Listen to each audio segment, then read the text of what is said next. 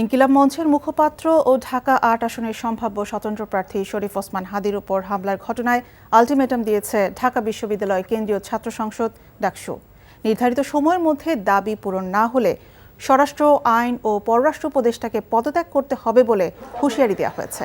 এর আগে দুপুরে ঢাকা বিশ্ববিদ্যালয়ের টিএসসির সামনে থেকে বিক্ষোভ মিছিল দিয়ে সচিবালয়ের দিকে অগ্রসর হয় ডাকসুর নেতৃবৃন্দ।